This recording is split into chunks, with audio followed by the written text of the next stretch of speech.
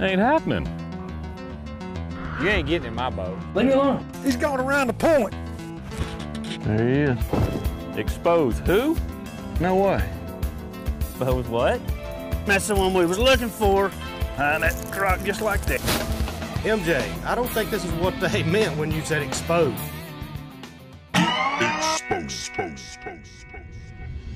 Get the boat, man, it's time to go. Grab your baits and fishing poles. Fill the tank and then hit the road. Till you're in that fishing hole. Made up my mind, I'm no weekend warrior. I'm a pro fishing professional. And when I'm fishing, man, my goal is to win. I won't stop until I'm in that circle with legends like Rick Clunner, Kevin Van Dam. I got that ski Reese. I got that carrot stick, man. If y'all see me on the lake, better make way and pray my motor quits, cause I won't know I'm a bass master. Yeah, I'm a bass master. I really believe that watching this Pro Patterns Exposed video is going to help you increase your fishing catch ratio tremendously. Not just peat ponds, but you've got Ott Defoe, you got some of the best names in the business on Pro Patterns Exposed. You got Timmy Horton, you've got, I mean, I couldn't name you all the guys. And if you'll watch these videos, I promise you it'll make you a better fisherman. Black bag on my side, carry in. This is Bassmaster Elite Series Pro Kurt Dove. We're out here on Lake Sinclair, and you're getting Pro Patterns Exposed. We are looking for an awesome experience here. We're up here in northern Michigan at Lake St. Clair. You've got this huge body of water. You got Lake Huron, St. Clair River, Lake St. Clair, the Detroit River, and then the big body of water out there, Lake Erie. So what we're trying to do is, this is my first day of practice here at the last Elite Series event of 2013, and we're going to go out here and figure out how to catch these big brown smallmouth. You know, I've got a little bit of experience here. I fished an open here last year, which re-qualified me to fish the Elite Series this year, and finished 14. So I had a pretty good experience here last year. I never got an opportunity to come up here and actually pre-practice before the off limits. The Elite Series, we got a 30-day off limits before the event, so haven't talked to anybody or been able to get any information, but going to, you know, really rely on starting to, you know, implement my thought process on what the patterns are going to be based on some, you know, that experience that I had last year at the BASS Open event here, and then also just my overall experience of fishing these big smallmouth up here in the North Country. I've spent a lot of time fishing in Lake Ontario and Lake St. Clair, or excuse me, St. Lawrence River. Kind of grew up in Virginia and fishing that area, and being from Texas, I don't get a whole lot of time up here, so that's why I see this big smile on my face, because these big brown smallmouth are some of the funnest fish you could possibly catch. But come on along, ride with me today. We got you right here on Pro Patterns Exposed. There's one.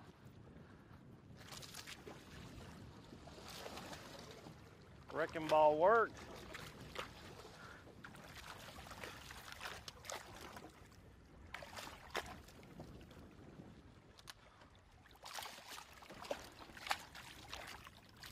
Baby.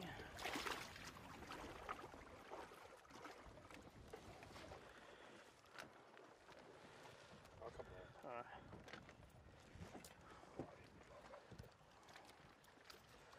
So you can tell that smallmouth definitely tried to eat that big old crankbait. That front hook's right in his top lip.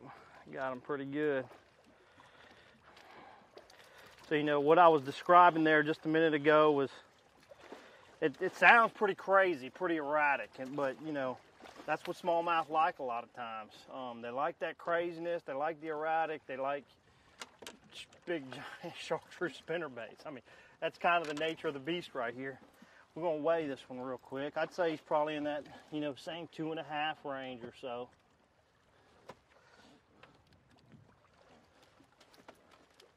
But, you know, taking that big crankbait, what I was doing right there, you know, it looks like you're pulling on it every time, and I am. What I'm doing is I'm reeling that crankbait down into that grass, and I'm just, you know, almost like, you know, red rattle trap time in the spring at Rayburn or Gunnersville. You know, I'm ripping that deep crankbait right through this tall grass down there, and that's what's, you know, getting these fish to bite. I don't think they're biting real good on a feed mode, just because we haven't caught enough to to really say that, but so exactly 2.8 what that fish weighs right there.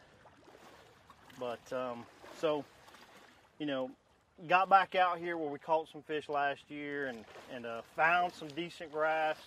It seems like, you know, that's the biggest key. That grass is just, you know, some of those same areas it was last year, although it's not nearly as thick. At least there's enough out here to maybe hold some fish. We just got to keep hunting and pecking to find some bigger ones.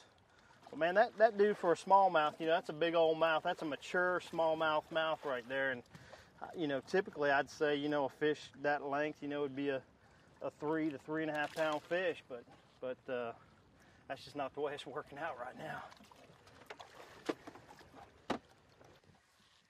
When I'm drop shotting these Great Lakes, you know, it's almost like when I pitch it out there, it's almost like you'd be pitching out into a, you know, if you're fishing the bank and you were pitching to a piece of wood. You know, obviously there's no wood out there, but I feel like I'm working a diameter around my presentation, you know, say a 5 or 6 foot diameter circle around where I pitch my bait. So once I pitch it there and I work that little section, I'm going to pull it back in, and then, you know, visually and mentally, I'm going to imagine the next, you know, 5 or 6 foot diameter hole, and I'm going to pitch it into that. So that way I know I'm kind of covering my areas, you know, I'm covering a pie. You know, I've fished this little 6 foot diameter area, and boom, I've hit that little 6 foot diameter area. A little perch or something bite right there. And but that's how I'm going to dissect what I'm doing. And, you know, I'll conversely do it to the other side. You know, once I hit 2 or 3 areas here, and depending on, you know, what kind of feedback I'm getting from the fish, I'll hit this side, you know, and hit that little 6 foot area, and then that little 6 foot area. But always keeping an eye on my graph, because a lot of times up here you'll catch them right off the graph as you see them and you're going by the fish. And a lot of it, I believe, is a reaction strike. You know, you're pitching it out there and you're hitting a particular area, and that bait, you know, falls into that fish's zone, and he's reacting to it, you know, pretty quickly a lot of times.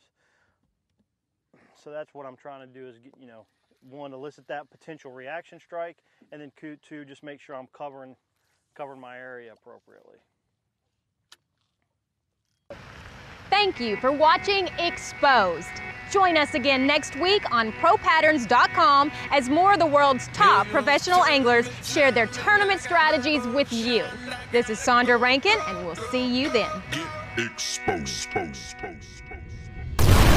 the boat, man, it's time to go. Grab your baits and fishing poles. Fill the tank and then hit the road till you're in that fishing hole. Made up my mind, I'm no weekend warrior, I'm a pro fishing professional. And when I'm fishing, man, my goal is to win. I won't stop until I'm in that circle with legends like Rick Clunner, Kevin Van Dam. I got that Skeet Reese, I got that carrot stick. Man, if y'all see me on the lake, better make way and pray my motor quits, cause I won't know.